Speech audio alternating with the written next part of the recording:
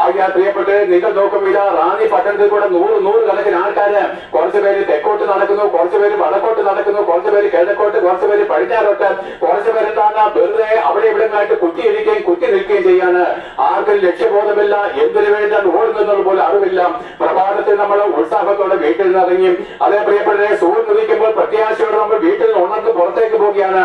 എന്നാൽ സമയമാകുമ്പോഴോ നിങ്ങൾ കണ്ടിട്ടുണ്ടോ ആകാശത്തിലെ പറവുകളെ നിങ്ങൾ ശ്രദ്ധിച്ചിട്ടുണ്ടോ പ്രിയപ്പെട്ടവരെ? പ്രഭാതത്തില് കളകളാരവും ഒഴുകിക്കൊണ്ട് അന്നത്തെ തീറ്റയ്ക്ക് വേണ്ടി സന്തോഷത്തോടെ പറന്നുല്ലസിക്കുന്ന കിളികള് സന്ധ്യാസമയത്ത് ചേക്കേറുന്നത് കണ്ടിട്ടുണ്ടോ? വളരെ മൂകമായിട്ട് അതിന്റേതായിരിക്കുന്ന മരച്ചില്ലകളുള്ള അതിന്റേതായിരിക്കുന്ന കൂടുകളിലേക്ക് അത് ചേക്കേറുന്നത് പോലെ മനുഷ്യപുത്രന്മാരെ നിങ്ങളും പ്രഭാതത്തിൽ ഉണർന്ന് ഉല്ലാസത്തോടു കൂടി എഴുന്നേക്കുന്നുവെങ്കിലും സന്ധ്യാസമയമാകുമ്പോഴേക്കും കഠിനമായിരിക്കുന്ന വേദനയിൽ മുങ്ങി തീരുകയാണ്.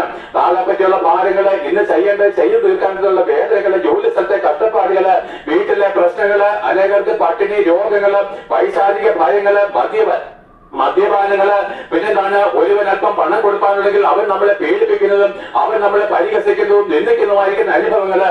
എന്നെ കേൾക്കുന്ന എല്ലാവരും മട്ടുപ്പാവിലിരിക്കുന്നവരും തെരുവോരങ്ങൾ അലിയുന്നവരും ഒരേപോലെ മനസ്താപത്തോടു കൂടി നടക്കുകയാണ്, ഒരേപോലെ വേദന കൊണ്ട് നടക്കുകയാണ്. അപ്പോഴും നമ്മൾ നാളെ ക്രിസ്തുമസിന് വേണ്ടിയുള്ള മദ്യം വാങ്ങുവാനായിട്ട് ചോദിക്കുകയാണ്.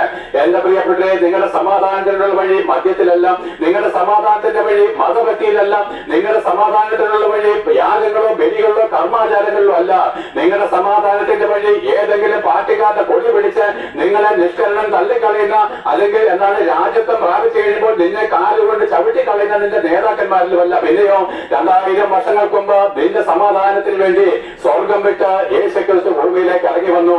അതേ പ്രിയപ്പെട്ട 2000 വർഷങ്ങൾക്ക് മുമ്പ് ദൈവപുത്രനായിരിക്കുന്ന ക്രിസ്തു സ്വർഗം വിട്ട് നിന്നെ സ്നേഹിച്ച് നിനക്ക് വേണ്ടി നിന്റെ പാപത്തിന്റെ ശിക്ഷ ഏൽക്കാൻ വേണ്ടി അവൻ സ്വർഗം വിട്ട് ഈ താണഭൂമിയിലേക്ക് ഇറങ്ങി വന്നു.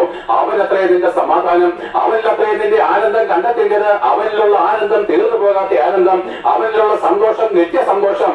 അവൻ നമുക്ക് തരുന്നതോ നിത്യജീവൻ, അല്ലെങ്കിൽ എന്താണ് പാപമരണത്തിൽ നിന്നുള്ള വീണ്ടെടുപ്പ്. ദൈവത്തോടുകൂടെ എന്നേക്കും ജീവിക്കുവാനുള്ള ഒരു ആത്മാവിനെ അവൻ നമുക്ക് തരും.